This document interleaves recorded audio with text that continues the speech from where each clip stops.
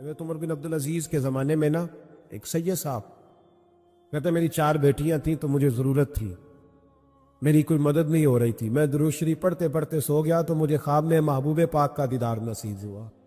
فرماتے میں نے استغاثہ پیش کیا کہ حضور پریشان ہوں، بیٹیوں کا باپ ہو، تو نبی پاک علیہ السلام نے فرمایا تو عمر بن عبدالعزیز کے پاس جا۔ عمر بن عبدالعزیز وہ باکمال شخص ہے جو روزانہ 10 سپارے قرآن پاک کے پڑھتا ہے، 10,000 بار مجھ پر درود و سلام پڑھتا ہے۔ کتنے سپارے؟ ہم تو خیر سارے مصروف ہیں، 10 لائنیں بھی نہیں پڑھ سکتے، ہم تو بڑے بیزی لوگ ہیں۔ ہم قرآن شریف پڑھیں گے تو فیس بک کون چلائے گا؟ ہم اگر قرآن شریف پڑھیں گے تو وہ واٹس ایپ پہ ٹائم کون دے گا؟ ہم تو بیزی ہیں، بہت زیادہ مصروف ہیں۔ ہم اگر تھوڑی دیر قرآن شریف کھولیں گے تو وہ جو سیاسی تبصرہ سارا دن کرنا ہوتا ہے وہ کوئی گرنا نہ جائے کوئی آسمان سے چیز، ہم تو مطلب بیزی ہے۔ بادشاہ وقت کے بادشاہ 10,000 مرتبہ درود و سلام، اللہ اکبر۔ بس بندہ ارادہ کر لے تو اللہ اسے موقع بھی عطا فرما ہی دیتا ہے، اللہ اس کی مدد کرتا ہے۔ 10,000 بار پڑھتے تھے تو نبی پاک علیہ السلام نے کیا خوبصورت بات ارشاد فرمائی۔ محبوب فرمانے لگے 2-4 دن پہلے نا عمر بن عبدالعزیز نے 3,000 درود شریف کم پڑھا ہے، اسے جا کے کہے 500 دینار جرمانہ دے، وہ 500 لے آ، تیرا کام بن جائے گا۔ جناب عمر بن عبدالعزیز کے پاس وہ سید صاحب آئے، کہتے میں سمجھا کسی درویش کا نام بتایا ہے، میں سمجھا کسی خانقاہ کے سجادے کی بات ہے، کسی مسجد کے خطیب کی، کسی ادارے کے محتمم کی بات، لیکن جب میں ان کے علاقے میں آیا میں نے پوچھا عمر بن عبدالعزیز کون ہے تو لوگوں نے کہا وہ تو ہمارے حکمران ہیں۔ میں نے کہا بادشاہ لے چلو۔ جب میں گیا تو بڑا عالی شان جبہ، سر پر تاج، دائیں بائیں دربار میں لوگ۔ پھر میرے دل میں خیال آیا میں غلط آدمی کے پاس تو نہیں آ گیا، یہ کون شخص ہے؟ لیکن جب میں لوگوں سے پوچھا کہ یہ عمر بن عبدالعزیز ہی ہے، کہا وہی ہے۔ کہتے میں ان کے قریب گیا، دیکھو راز کھل رہے۔ کہتے میں کان میں جا کے کہا 10,000 درود شریف پڑھتے ہو؟ کہتے انہیں شاک لگا، جھٹکا، یوں دیکھا، تجھے کس نے بتایا؟ میں نے کہا کوئی ہفتہ سوا پہلے 3,000 کم بھی پڑھا ہے۔ کہتے ہیں وہ تو ٹھٹھرنے لگے، فٹافٹ میرا بازو تھاما، کھولنے میں لے گئے، کہنے لگے کہ تو میری بیوی کو بھی نہیں پتا کہ میں پڑھتا ہوں، یہ تو میرے خاص خادم کو بھی نہیں پتا، یہ تو میرا اور خدا کا، میرا اور مصطفیٰ کا راز ہے، اللہ رسول سے میرا راز ہے، تجھے کیسے پتا چلا؟ کہتے ہیں وہ سید صاحب کہتے ہیں میں نے ان سے کہا کہ جن کے ساتھ آپ کا راز ہے مجھے انہوں نے ہی بتایا ہے، رازدار میں ہی بتایا ہے، اور محبوب نے فرمایا میں سید ہوں، مجھے گھر میں ضرورت تھی، صدقہ زکوٰۃ لے نہیں سکتا، مجھے حضور نے کہا جا اسے کہا تجھے 500 دینار دے۔ اگرچہ اتنی ساری نعمتوں میں یہ ایک نعمت ہے، لیکن آپ آنکھ نہیں ہے تو آپ کو تو اپنوں کا احساس بھی نہیں، آپ تو اپنوں کے چہرے بھی دیکھ نہیں پائے۔ کوئی بھی نعمت جو آپ کے پاس ہے آپ کبھی محسوس کریں کہ اگر اس نعمت کا وجود ہمارے پاس نہ ہوتا تو ہماری کیفیت کیا ہوتی۔ یہ سانس ہے، ہم 2 دفعہ سانس کا استعمال کرتے، ایک دفعہ اندر جاتی ہے اور ایک دفعہ باہر آتی، اگر اندر نہ جائے تو بھی مسئلہ ہے، چلی گئی ہے لوٹ کر باہر نہ آئے تو بھی بہت بڑی مشکل ہے۔ تو اس کا اندر اور باہر جانا یہ زندگی کا احساس ہے۔ اگر کبھی سانس اکھڑنے لگے اور آپ کے سینے میں آپ کی سانس اٹکنے لگے تو ایک بہت بڑی تشویش ہے، ایک بہت بڑی آکسیجن ہے، پوری طرح سے انسان کو قید کر دیا جاتا ہے، اور وہ کہتا ہے کہ میرا تو سارا وجود سلامت ہے، ہاتھ کام کر رہے ہیں، پیر کام کر رہے ہیں، آنکھیں کام کر رہی ہیں، زبان کام کر رہی ہے، سب کچھ ٹھیک ہے، صرف سانس اکھڑ گئی ہے۔ تو انسان محسوس کرتا ہے کہ یہ ساری چیزیں سلامت ہونے کے باوجود میرے کسی کام کی نہیں۔ آپ کے پاس جتنی بھی نعمتیں ہیں ان کو اگر آپ شمار کریں تو کبھی آپ کہیں گے کہ ساری نعمتوں میں آنکھ زیادہ ضروری ہے، کبھی کہیں گے کان زیادہ ضروری ہے، کبھی کہیں گے زبان زیادہ ضروری ہے، کبھی کہیں گے دل زیادہ ضروری ہے، کبھی کہیں گے روح زیادہ ضروری ہے۔ لیکن میں آپ سے عرض کروں، ان ساری چیزوں کے بغیر گزارا ہو سکتا ہے، رسول کائنات کی غلامی کے بغیر گزارا نہیں ہوگا۔ کیوں؟ اس لیے کہ اگر حضور کی شفقت نہ ہو، نبی پاک علیہ السلام کی رحمت نہ ہو، وہ ابن القیم نے ایک جگہ پہ کہا تھا کہ یہ حضور نے ہمیں انسان بنایا ہے، یہ نبی پاک علیہ السلام نے انسانیت کے اسباق پڑھائے ہیں، اخلاقی رویے کیا ہوتے ہیں حضور نے بتلائے ہیں۔ اگر حضور کا کرم نہ ہوتا تو انسان ایک دوسرے کو کاٹ کے کھاتا۔ یہ حضور نے بتلایا ہے کہ تم نے کس طرح زندگی کو گزارنا ہے۔ محبوب کریم علیہ السلام کا وجود نور ایک ایسی چیز ہے کہ اگر وہ کائنات سے معاذ اللہ سائیڈ پہ کر دیا جائے تو اس کائنات کا قائم رہنا کسی صورت بھی ممکن ہے ہی نہیں۔ اسی لیے تو اقبال نے کہا تھا کہ ہو نہ یہ پھول تو بلبل کا ترنم بھی نہ ہو، چمن دہر میں کلیوں کا تبسم بھی نہ ہو نہ یہ ساقی تو پھر میں بھی نہ ہو، خم بھی نہ ہو، اور بزم توحید بھی دنیا میں نہ ہو، تم بھی نہ ہو۔ وہ بڑی بات کہہ گئے ہیں، میں نے بھی اس کو کوئی نہیں کھولنا، کہتے ہیں بزم توحید بھی دنیا میں نہ ہو، تم بھی نہ ہو، خیمہ افلاک کا استادہ اسی نام سے ہے، اور نبض ہستی تپش آمادہ اسی نام سے ہے۔ تو اقبال پھر ہمیں کرنا کیا ہے؟ کہنے لگے کرنا آپ کو یہ ہے کہ قوت عشق سے ہر پست کو بالا کر دے اور دہر میں اسم محمد سے اجالا کر دے۔ یہ کرنے کا کام ہے، اس رستے پہ آپ چل پڑیں۔ میرے بھائی، پہلی امتوں کے آپ تذکرے پڑھ لیں، کتابوں میں موجود ہیں، سورہ آراف کو دیکھ لیں، اس میں بہت ساری چیزوں کا تذکرہ کر دیا گیا ہے، اور بھی قرآن مجید کی بے شمار صورتیں ہیں، آپ ان کو دیکھ لیں، اس پر غور کر لیں۔ جب قومیں نہیں مانتی تھی، انکار کرتی تھی، تو اللہ تبارک و تعالیٰ انہیں تباہ کر دیتا تھا۔ بہادری مانی ختم ہو گئی۔ ایک مقصد ہے نا جس کے لیے کسی چیز کو بنایا گیا ہے، تو مقصد تخلیق انسانیت کیا ہے کہ وَمَا خَلَقْتُ الْجِنَّ وَالْإِنسَ إِلَّا لِيَعْبُدُونَ، جنوں اور انسانوں کو اللہ نے اپنی عبادت کے لیے پیدا کیا، اور ان کو جب عبادت کی دعوت دی گئی، جب انہیں پیغام دیا گیا اللہ تعالیٰ کی توحید کا، انہوں نے نہیں مانا، تو جس مقصد کے لیے بنایا تھا جب اس طرف ہی نہیں آئے۔ یہ پنکھا لگایا جاتا نا ہوا کے لیے، تو اگر پنکھا ہوا نہ دے تو اس کا کوئی چھت پہ کام ہے؟ اس کو اتار کے تو آپ سکریب والے کے پاس بھیج دیں گے، بھی ختم ہو گئی بات۔ تو مقصد جو تھا نا اللہ کی عبادت تھی، تو جب قومیں اللہ کی عبادت کی طرف نہیں آئیں تو اللہ نے انہیں تباہ کر دیا اور صفحہ ہستی سے مٹا دیا۔ اللہ تعالیٰ کے پیارے محبوب علیہ السلام نے کفار مکہ کو، قریش کو، عالم عرب کو، عالم انسانیت کو دعوت دی، وَدَاعِيًا إِلَى اللَّهِ بِإِذْنِهِ وَسِرَاجًا مُنِيرًا۔ اس منصب پر فائز ہو کر حضور نے دعوت دی۔ جب انہوں نے دعوت کا انکار کیا،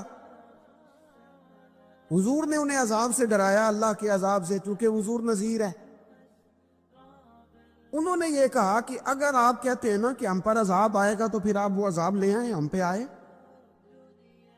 جب کوئی آدمی منہ سے تباہی مانگے، جب کوئی شخص اپنے منہ سے یہ کہے کہ کر لیں جو ہوتا ہے معاذ اللہ، تو اگر تو سامنے والا کمزور ہو تو شاید وہ کچھ نہ کر سکے، لیکن یاد رکھنا کئی دفعہ کمزور ہوتا ہے تو کچھ نہیں کرتا، تو کئی دفعہ مہربان بڑا ہوتا ہے، رحمان اور رحیم کئی دفعہ کرم نوازی کرتا ہے۔ جب انہوں نے کہا نا کہ لائیں وہ عذاب ہے محبوب جس کا آپ وعدہ کرتے ہیں، تو اللہ نے کیا فرمایا؟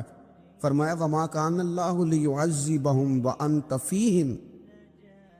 محبوب رب کی یہ شان ہی نہیں کہ انہیں عذاب دے، کیوں؟ اس لیے کہ آپ ان کے درمیان موجود ہیں۔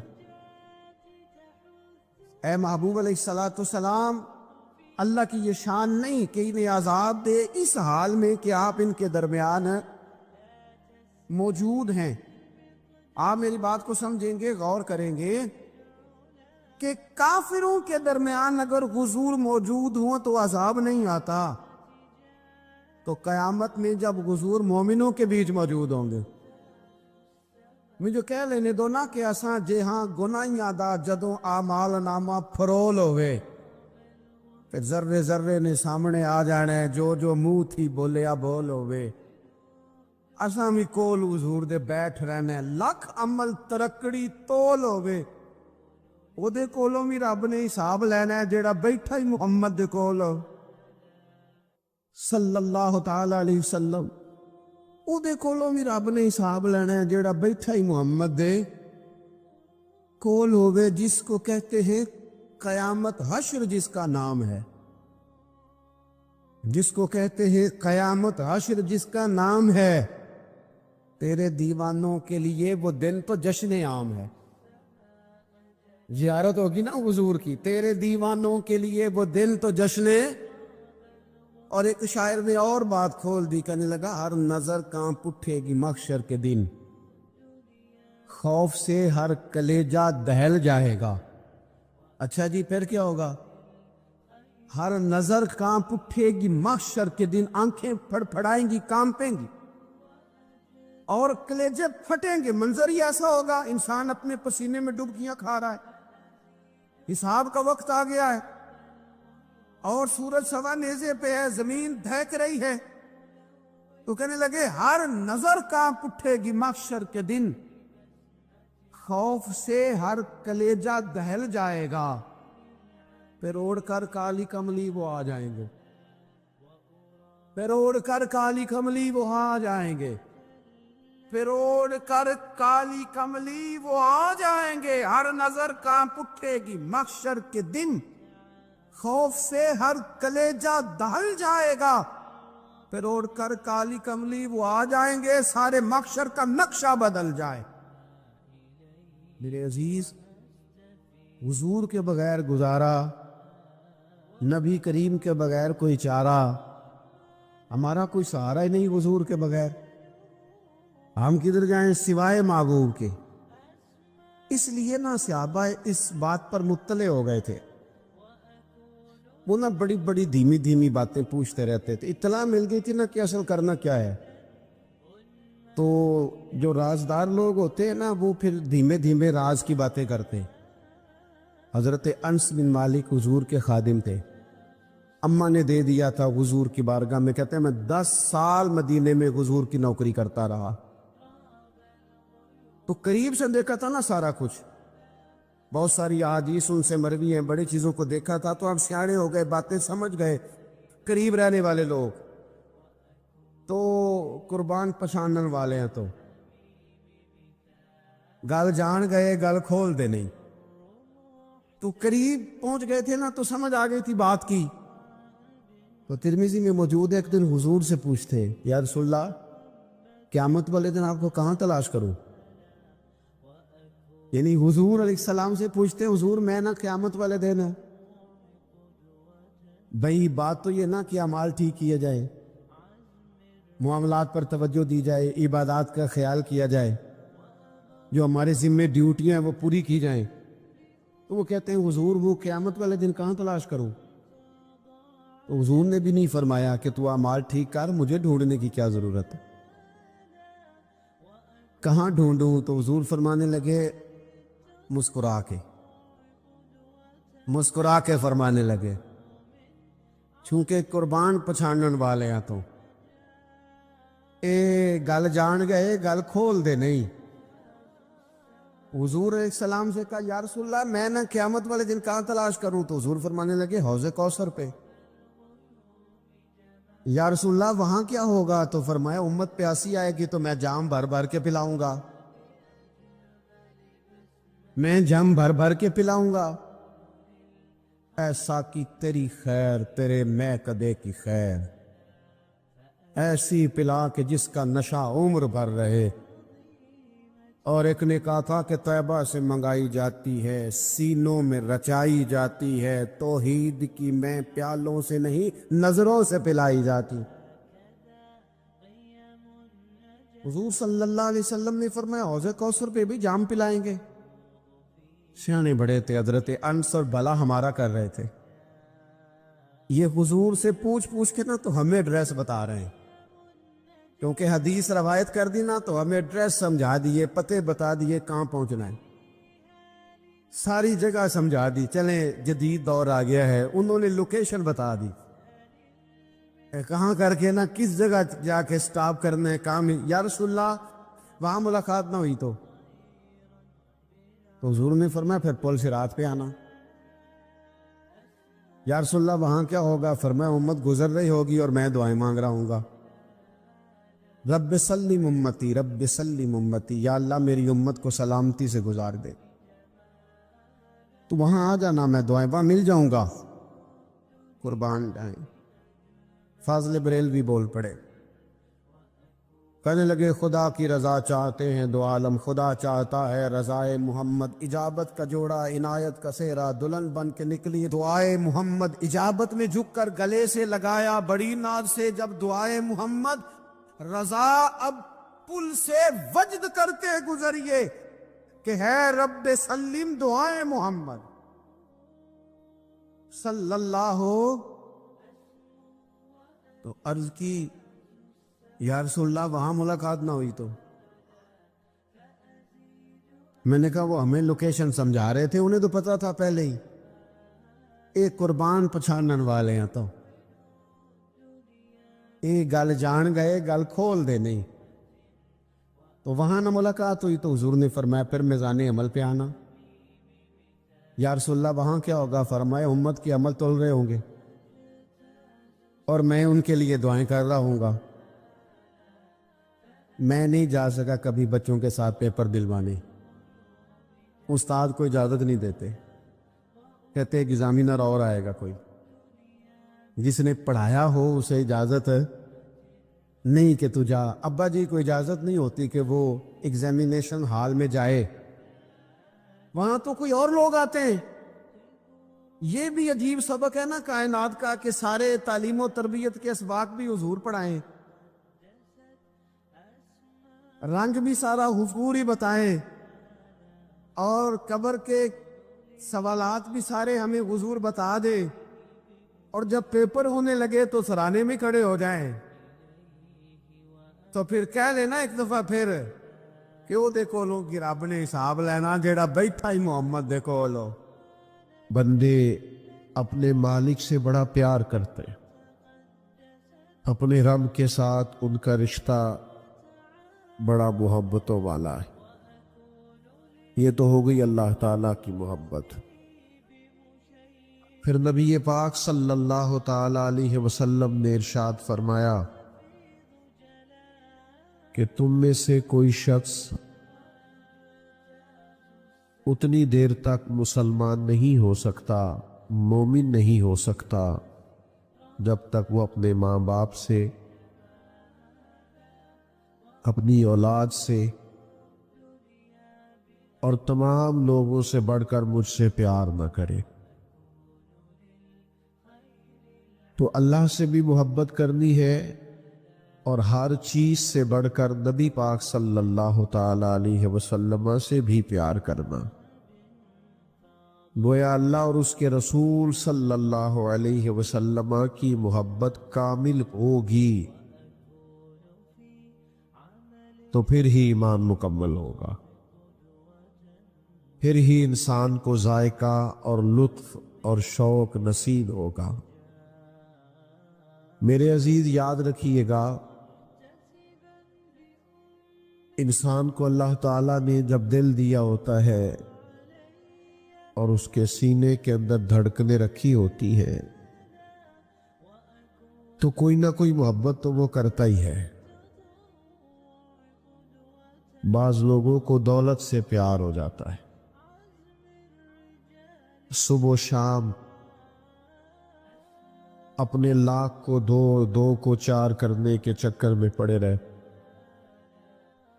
کچھ لوگوں کو اقتدار سے، کرسی سے، حکومت سے محبت ہو جاتی ہے۔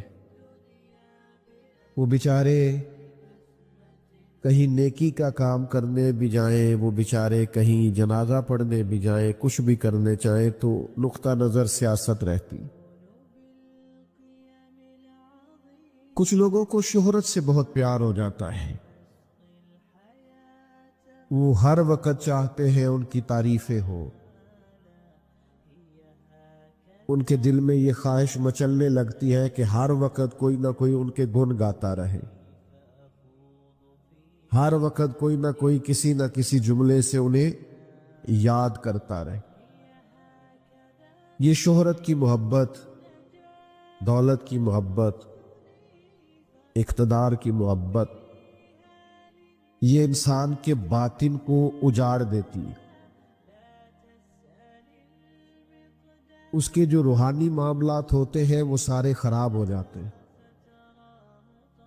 کوئی کام بھی اللہ کی رضا کے لیے نہیں کر پاتا، ہر وقت اس شوق میں لگے رہنا کہ میں کوئی بھی کام خیر کا کروں تو اس میں میری تعریف ہو، میری ستائش ہو،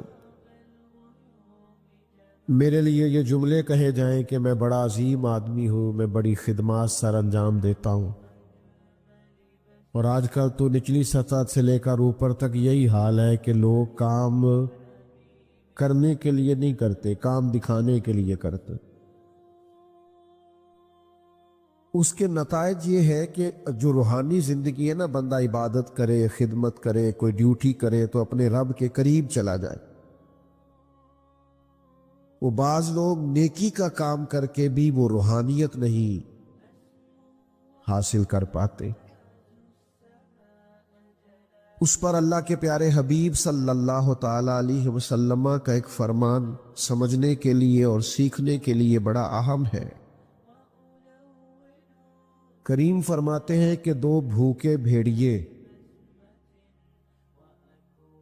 بھیڑیا ویسے ہی خطرناک ہوتا ہے، اور اگر بھوکا ہو تو پھر اور خطرناک ہو گیا۔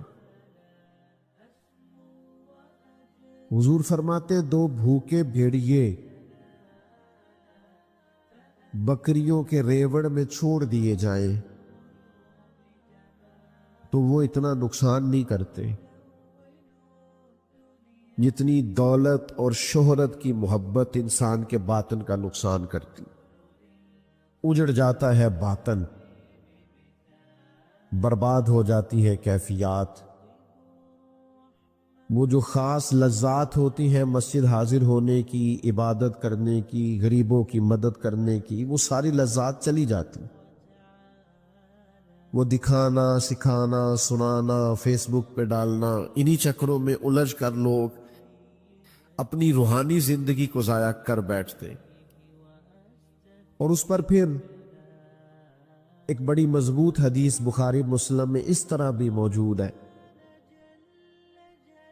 کہ حضور علیہ السلام نے فرمایا قیامت والے دن اللہ کے حضور ایک شخص کو کھڑا کیا جائے گا جس نے سخاوت بڑی کی ہوگی، لاکھوں کروڑوں اللہ کی راہ میں بظاہر خرچ کیے ہوں گے، تو اللہ فرمائے گا یہ میں نے دولت دی تھی تو کیا کیا؟ مالک میں نے تیرے رستے میں خرچ کیا۔ تو اللہ تو دلوں کے حال جاننے والا ہے۔ کریم فرمائے گا وہ تو نے اس لیے کی تھی کہ لوگ کہیں بڑا سخی ہے، تو کہا نہیں لوگوں نے تیری شہرت ہو نہیں گئی، وہ لائکس، وہ کومنٹس، وہ بلے بلے، وہ سب تو نے دیکھ لی۔ فرشتوں کو حکم ہوگا اسے پکڑو اور دوزخ میں ڈال دو۔ پھر ایک شخص کو کھڑا کیا جائے گا جو شہید ہوا ہے، جان ہی دے دی اللہ کے راستے، لوگوں کو کے سامنے اس کا جو نام درج ہے وہ ایک شہید کے طور پر درج ہے۔ لیکن کریم فرماتے ہیں، رب فرمائے گا میں نے طاقت دی تھی، فن حرب و ضرب میں کمال دیا تھا، میدان میں کھڑے ہونا لڑنا تمہیں آتا تھا، کیا کیا؟ عرض کرے گا مالک میں میدان میں نکلا، میں نے تیری راہ میں جد و جہد کی، میں نے بڑی جاں فشانی کے ساتھ لڑائی کی یہاں تک کہ مجھے شہادت ملی؟ اللہ تعالیٰ ارشاد فرمائے گا کہ وہ تو نے اس لیے کیا تھا کہ تجھے لوگ شہید کہے۔ شوق نہیں ہوتا لوگوں کو کہ میرے نام پہ محلہ آ جائے، میرے نام پہ گلی بن جائے، میرا ذکر ہو جائے، میرا تعارف ہو جائے؟ وہ تو اس لیے تو نے کیا تھا۔ تو وہ تو کہا لوگوں نے، کئی جگہ تیرے نعرے لگے، فرشتوں اسے پکڑو دوزخ میں پھینک دو۔ اور سنو نا یار، کریم فرماتے عالم قاری اللہ کے حضور کھڑا ہے، تو مالک نے فرمایا کہ تمہیں میں نے کتاب پاک کو پڑھنے کی، پڑھانے کی، سکھانے کی صلاحیت سے نوازا تھا، تو کیا کیا مالک؟ میں نے ساری عمر پڑھایا۔ تو اللہ فرمائیں گا وہ تو اس لیے کہ لوگ کہے کیا بات ہے حضرت کی، تو لوگوں نے کہا نہیں، وہ تو بات ہو گئی تھی، اسے پکڑو اور دوزخ میں ڈال دو۔ تو دل میں محبت تو کوئی نہ کوئی ہوگی۔ اگر دنیا داری کی، شہرت کی، اقتدار کی، چاہا جانے کی محبتیں اپنے دلوں میں پیدا کریں گے، نتیجہ یہ نکلے گا کہ سارے کام بیکار چلے جائیں گے، بے معنی، بے مقصد، اور باوجود اس کے کہ محنت کی لا حاصل ہو جائے گا سارا کچھ۔ کرے کیا جب سینے میں کوئی نہ کوئی محبت رہنی ہی ہے؟ تو کیوں نہ اللہ کے پیارے محبوب کی محبت پیدا کر، سرور کائنات صلی اللہ تعالی علیہ وسلم سے پیار کرے، حضور کی محبت کو اپنے دل میں جگہ دے، نبی پاک صلی اللہ تعالی علیہ وسلم کے پیار کو اپنی آنکھوں میں بسائیں۔ بیٹا یہ لائٹیں آنکھوں میں پڑتی ہیں، یہ بند کر دیں آپ لوگ، موبائلوں کی لائٹیں آپ بھی بند کر دیں پیارے بھائی، لائٹ بند کر دیں بس۔ تو جو عرض کرنے جا رہا ہوں اس پر آپ غور فرمائیں گے، حضور سے پیار کرنا۔ نبی پاک علیہ الصلوۃ والسلام نے فرمایا اگر تم چاہتے ہو نا تمہیں ایمان کا ذائقہ نصیب ہو، یعنی مومن ہونے کا تمہیں مزہ آئے، ایک ہے مومن ہونا، ایک ہے ایمان کا ذائقہ ملنا۔ کریم فرماتے ہیں اگر تم چاہتے ہو تمہیں ایمان کا ذائقہ ملے تو تین کام کرو۔ ایک تو ہر چیز سے بڑھ کر اللہ اور اس کے رسول سے پیار کرو، اور اس کا زبانی صرف دعویٰ نہیں کرنا چاہیے، اس کا خالی نعرہ نہیں لگانا چاہیے، یہ پتہ چل جاتا ہے بندے کو، خود پتہ ہوتا ہے مجھے ہر چیز سے بڑھ کے اللہ رسول سے پیار ہے کہ نہیں، پتہ چل جاتا ہے۔ فجر کی اذان ہو گئی، آنکھ کھل گئی، پتہ چل گیا نماز کا ٹائم ہے، اب جو سویا رہا اسے نیند سے پیار ہے، اور جو اٹھ گیا اسے رب رسول سے پیار ہے، ورنہ کھلی ہوئی آنکھ سے بھی تو مسجد نہیں آیا۔ وہ اقبال کہتے ہیں نا جواب شکوہ میں کہ کس قدر تم پہ گرا صبح کی بیداری ہے، ہم سے کب پیار ہے نیند تمہیں پیاری ہے۔ تو صبح اٹھ جائے گا تو پتہ چل جائے گا کس سے زیادہ پیار ہے، سمجھ میں آ جائے گی بات۔ حلال حرام کی جب تمیز کرنے لگے گا، اس کو لاکھوں کروڑوں مل سکتے تھے، ناجائز طریقے سے بہت کچھ یہ اخذ کر سکتا تھا، لیکن اس نے چھوڑ دیا، کہا نہیں مجھے لاکھوں کروڑوں سے پیار نہیں، پیار مجھے رب رسول کی شریعت کے ساتھ۔ تو سمجھ آ جائے گی کس سے زیادہ پیار ہے۔ تو بات کو سمجھیے گا، حضور فرماتے اگر چاہتے ہو ایمان کا ذائقہ نصیب ہو تو ہر چیز سے بڑھ کر اللہ رسول سے پیار کرو، اور پھر فرمایا جس سے بھی پیار کرو اللہ کی رضا کے لیے کرو، جس سے بھی پیار کرو، یہ ذاتی لالچ، یہ تعلقات اس لیے کہ میرا مسئلہ حل ہو جائے، میرے کام آ جائے۔ ظاہر ہے اب گرمی زیادہ لگ رہی ہے آپ کو، میں پہلے ہی تھوڑی تقریر کیا کرتا ہوں، اب اور تھوڑی ہو جائے گی۔ آپ اگر زیادہ گرمی مجھے دکھائیں گے، میں دیکھ رہا ہوں پسینے کافی آپ کو آ گئے، تو میں بس جلدی سے اپنی بات کو سمیٹ دوں گا، آپ پریشان نہ ہو لو. چل گئی ماشاءاللہ، پنکھا بھی چل گئی. آپ تھوڑی توجہ کریں. میں ویسے بھی تھوڑی تقریری کیا کرتا ہوں، عادی تھوڑا بیان کرنے کا ہوں، اس لیے کہ کوشش ہوتی ہے کہ کوئی لفظ ادھر ادھر کر کے وقت ضائع نہ کیا جائے، جو کیا جائے ٹو دی پوائنٹ ہی کیا جائے. آپ تھوڑا سا توجہ کریں، چند ایک باتیں آپ سے ہو جائیں. حضور نے فرمایا اگر چاہتے ہو ایمان کا ذائقہ ملے تو پھر جس سے بھی پیار کرو اللہ کی. اور دوسرا کریم فرمانے لگے ایمان لانے کے بعد کفر کی طرف جانا تمہیں اتنا ناپسند ہو جتنا انسان کو آگ میں جانا ناپسند ہو.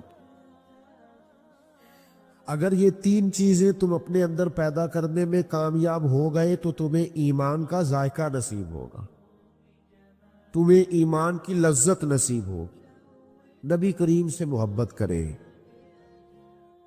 حضور کی نعت پاک سے دلچسپی پیدا کرے، حضور کا ذکر پاک سنا کرے، ذکر پاک کیا کرے، نبی پاک کی بتائی ہوئی تعلیمات کے مطابق اپنی طبیعت کو مائل اور قائل کرے، حضور سید عالم علیہ السلام کے اسوہ نور کے مطابق اپنے شب و روز کو ڈھالنے کی کوشش کرے، سنت اور شریعت کا پاس اور لحاظ فرمائیں. آپ اپنی ساری دلچسپیوں کا رخ حضور کی طرف کریں.